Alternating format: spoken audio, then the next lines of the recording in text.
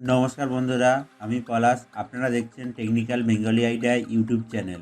এই ভিডিও টিউটোরিয়ালে আমি দেখাবো মোবাইল থেকে কম্পিউটার বা ল্যাপটপে কিভাবে ডেটা ট্রান্সফার করা হয়, ছাড়া কিভাবে ডেটা ট্রান্সফার করা হয় এবং খুব স্পিডে ডেটা ট্রান্সফারই হয়ে থাকে। তো এটা কিভাবে সম্ভব, তো চলো শুরু করা যাক টিউটোরিয়ালটা। তো টিউটোরিয়ালটা শুরু করার আগে বলে রাখি, আমি টেকনোলজি ও টিউটোরিয়াল নিয়ে ভিডিও তৈরি করে থাকি। আমার চ্যানেলটি ভালো লাগলে সাবস্ক্রাইব করে রাখতে পারেন। তো শুরু করা যাক। তো ফার্স্ট অফ অল, মোবাইলে একটি সফটওয়্যার ইনস্টল করতে হবে। এটি খুব ছোট্ট একটি সফটওয়্যার। এই সফটওয়্যারটার নাম হচ্ছে ওয়াইফাই এফটিপি সার্ভার। এটি প্লে স্টোরে আপনি পেয়ে যাবেন। জাস্ট এটাকে ইনস্টল করে স্টার্ট করতে হবে। তো স্টার্ট করলে এইরকম একটি ইন্টারফেস ওপেন হবে। এটাই আপনাকে কম্পিউটারে ইমপ্লিমেন্ট করতে হবে। তো কম্পিউটারে কিভাবে ইমপ্লিমেন্ট করতে হবে, তো এটা অন করার পর, মানে মোবাইল থেকে সার্ভারটি অন করার পর চলে আসতে হবে আমার কম্পিউটার স্ক্রিনে। কম্পিউটার স্ক্রিনে আসার পর তো এই হলো আমার কম্পিউটার স্ক্রিন। এখান থেকে আমি চলে যাব দিস পিসিতে যাওয়ার পর এখানে কম্পিউটার বলে একটি অপশান থাকবে। এখানে থাকবে অ্যাড নেটওয়ার্ক লোকেশান, এটাতে আমাকে ওকে করতে হবে।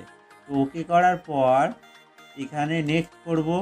নেক্সট করার পরে choose a custom network location, এটাকে আমাকে নেক্সট করতে হবে। করার পর আপনার মোবাইলে যে এফটিপি সার্ভারের যে আইপিটা আছে, যেমন এফটিপি //clone, তারপর 192.168.0.103 আমার যেহেতু আছে, তো এটাকে আমি টেস্ট করছি। তো এটা হচ্ছে আমার এফটিপি সার্ভার আইডি।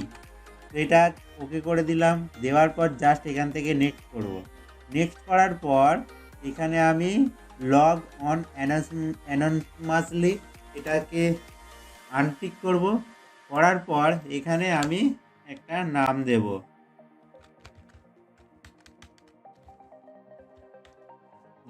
আমার নাম দিলাম। দেওয়ার পর আমি এখানে নেক্সট করব। নেক্সট করার পর লোকেশন নেম, এটা কী নামে ড্রাইভটা হবে সেটি এখানে দিতে হবে। তো আমার নাম দিলাম মোবাইল, দিয়ে নেক্সট করলাম। নেক্সট করার পর এখানে ফিনিশ করতে হবে।